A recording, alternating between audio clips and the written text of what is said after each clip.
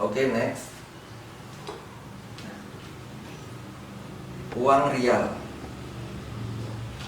Uang rial ini perlu Bapak Ibu bawa walaupun cuma sedikit. Bisa didapatkan kalau di tempat kita mungkin di bank-bank syariah ya, seperti Bank Syariah Mandiri atau sekarang Bank Syariah Indonesia, atau di bank-bank konvensional mungkin juga ada itu uang rial. Bisa Bapak Ibu bisa menukar di sana. Nah, setelah Bapak Ibu dapatkan, nanti di mana uang itu disimpan? Sebenarnya selama masih di tanah air atau di perjalanan, itu Bapak Ibu tidak memerlukan uang rial. Jadi uang rial itu bisa masuk ke koper besar. Namun demikian, kadang demi alasan keamanan, karena koper besar kan nanti masuknya bagasi dan itu tidak bisa kita kita akses, maksudnya kita lindungi setiap saat. Jadi untuk alasan keamanan, bisa rial itu nanti masuk ke tas tenteng. Dan rial yang Bapak Ibu bawa tidak perlu banyak-banyak. Kenapa? Karena nanti di Saudi, di Madinah maupun di Mekah, itu Bapak Ibu bisa belanja menggunakan uang rupiah. Di sana penjaga tokonya atau pemilik tokonya itu menerima uang pecahan 100.000 dan 50.000 rupiah. Nanti kembaliannya dalam bentuk rial. Nah, itu nanti yang bisa Bapak Ibu kumpulkan uang rial dari kembalian-kembalian tersebut. Berarti rial ini untuk keamanan masuk ke tas tenteng. Baik, selanjutnya kita akan bawa handuk. Handuk ini diperlukan untuk mandi di sana atau untuk menyela keringat. Kalau memang handuk kecil untuk menyela keringat cukup masuk ke tas tenteng. Kemudian kalau handuk besar bisa masuk ke koper ini, karena di sana tidak disediakan handuk untuk jamaah. Ini bisa membawa sendiri-sendiri dari rumah. Bisa juga kalau handuknya agak kecil masuk ke tas tenteng. Mungkin ketika dari perjalanan dari sini kita ke Jakarta, di sana masih diperlukan untuk mandi-mandi, bisa masuk ke tas tenteng. Jadi bisa masuk tas tenteng, bisa masuk ke koper. Kita akan masukkan ke tas tenteng. Jadi handuk diperlukan di bandara juga ya, Umi ya. Kadang di bandara kita sudah berkeringat ingin lebih fresh lagi. Sedangkan di hotel di Madinah maupun di Mekah itu kadang menyediakan, kadang tidak. Kalaupun tidak menyediakan, kita bisa request ke resepsionis. Hanya saja kadang itu juga terbatas jumlahnya dan tindak lanjutnya mungkin agak lama. Jadi lebih baik kita tetap bawa handuk dari rumah. Oke. Selanjutnya, tasbih. Nah, tasbih ini sangat berguna di perjalanan maupun di Saudi ya, karena kita kan ke tanah suci untuk beribadah. Salah satunya adalah kita berzikir, itu maka kita perlu tasbih. Tasbih ini ada dua, tasbih yang biasa itu maupun tasbih yang digital. Kalau saran saya sih, mending Bapak Ibu ngasto atau membawa tasbih yang digital. Itu ukurannya lebih praktis, lebih kecil dan bisa dipakai di jari. Itu jadi sewaktu-waktu kita di perjalanan, di pesawat ataupun setelah sampai di Saudi, itu kita tetap bisa menggunakan tasbih digital. Namun demikian, kalau memang tasbih itu perlu kita simpan, lebih baik disimpan di tas dada supaya lebih mudah aksesnya. Oke, selanjutnya kita akan bawa apa? Kaos kaki. Kaos kaki terutama untuk jamaah perempuan itu selalu dibutuhkan. Kita perlu membawa lebih dari satu, bisa jadi nanti di sana kurang, maka persediaannya 3 atau 4 kaos kaki. Ini Bisa sebagian taruh di koper, bisa di tas tenteng.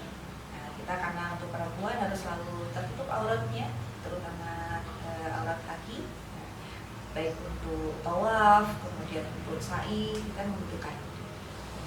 Maka kaos kaki masuk ke tas tenteng dan di koper sebagian. Bisa masukkan ke tas tenteng.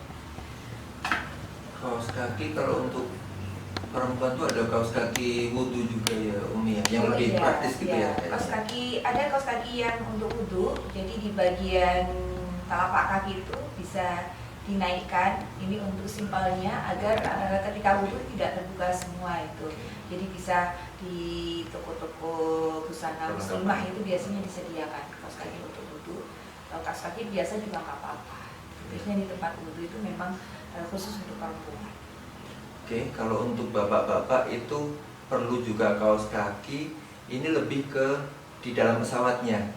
Jadi supaya kaki itu tidak dingin, itu perlu bawa kaos kaki. Itu kalau di tas tenteng, insya Allah nanti setiap saat juga bisa diakses. Jadi lebih baik memang masuk ke tas tenteng. Seperti itu. Nah, kacamata hitam dan kacamata baca. Kacamata baca ini untuk Bapak Ibu yang sudah perlu alat bantu kacamata apabila membaca. Karena di sana kan di Saudi kita juga tadarus Al-Quran, baca-baca, termasuk baca buku doa juga. Jadi kacamata baca ini perlu dibawa, termasuk juga kacamata hitam. Kacamata hitam itu perlu dibawa saat kita keluar dari hotel, karena cuaca di sana itu sangat cerah, tidak seperti di Indonesia yang cuacanya itu lebih banyak pohon-pohon, sementara di sana itu hanya gedung tinggi atau gurun. Jadi cuacanya itu cerah, kurang bersahabat buat mata kita, maka perlu kacamata hitam manakala kita keluar dari hotel. Dan termasuk nanti di pelataran masjid itu, karena pelataran masjid itu terbuat dari marmer, itu memantul sinarnya. Jadi karena sinar memantul ke mata itu nanti kurang nyaman buat mata kita, maka perlu kacamata hitam. Namun untuk teknologi yang sekarang sudah ada kacamata fotokromik. Itu kalau kacamata progresif atau kacamata baca Bapak Ibu sudah fotokromik, itu tidak perlu bawa lagi kacamata hitam, karena sudah otomatis nanti kalau di sana tingkat kecerahan tinggi, kacamatanya sudah bisa berubah warna menjadi gelap seperti itu. Jadi kacamata perlu dibawa. Itu nanti kalau Bapak Ibu bawa kacamata, sewaktu-waktu bisa diakses, makanya masuk ke tas dada. Kita masukkan sini. Oke, selanjutnya kita akan membawa botol minum. Botol minum ini memang kalau di pesawat kita nggak boleh ya bawa air minum ya. Jadi untuk selama perjalanan menuju bandara, kemudian di sana kalau memang botolnya untuk isi ulang itu waktu di bandara ya sudah dihabiskan, masih bisa masuk ke dalam tas tenteng dalam keadaan kosong gitu. Jadi biasanya bisa juga bawa air mineral untuk dipegang itu bisa lemes. Nah, untuk botol minum ini bisa masuk ke tas tenteng ya, biar nggak berat di dada. Ya, botol minum nanti juga selama di Saudi kita sering dapat minum ya, sering dapat air mineral. Itu nanti botol minumnya dikumpulin saja untuk kita taruh air zam-zam ya. Itu Bapak Ibu botol minumnya jangan dibuang. Jadi selama di Saudi itu dikumpulin, nanti kalau kita ke masjid botol kosong itu diisi air zam-zam, terus bisa dibawa ke kamar atau dibawa kemanapun kita berada, itu bisa diminum. Jadi lebih baik di sana benar-benar kita minumnya kalau bisa air zam-zam terus ya Umi ya, seperti itu. Oke, selanjutnya ada sprayer atau semprotan. Sprayer itu cukup yang kecil saja, Bapak Ibu. Cukup yang kecil. Semprotan itu untuk menyemprot apa? Untuk menyemprot masker kita. Jadi di sana itu karena udaranya kering, itu kita butuh kelembaban untuk menjaga udara yang masuk yang diserap oleh hidung.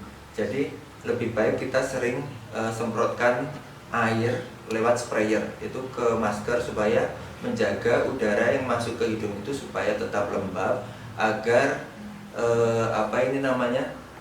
kulit hidung ini tidak kering dan bibir kita juga tidak pecah-pecah seperti itu. Sprayer ini karena kecil dan harus selalu dibawa ya di sana selama city tour gitu, selalu dibawa, maka itu nanti masuk ke tas dada. Oke, kita juga perlu membawa gunting. Nah, gunting ini diperlukan ketika tahallul. Setelah selesai rangkaian umroh, itu disebut dengan tahallul, kita perlu bawa gunting ini untuk mencukur rambut. Dan selain itu juga diperlukan ketika kita membawa peralatan mandi yang masih sakset itu untuk gunting. Tetapi gunting tidak boleh kalau ditaruh di tas dan masuk ke kabin. Maka gunting itu harus ditaruh di koper. Begitu? Ya. Nah, kita masukkan gunting di dalam koper.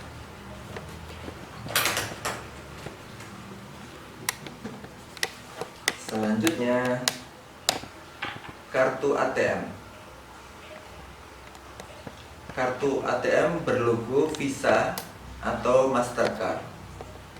Nah, Bapak Ibu, kita selama di Saudi itu bisa membawa rial, juga bisa tetap membawa uang cash yang dari Indonesia. Jadi uang 100 ribuan, 50 ribuan itu kita bisa bawa.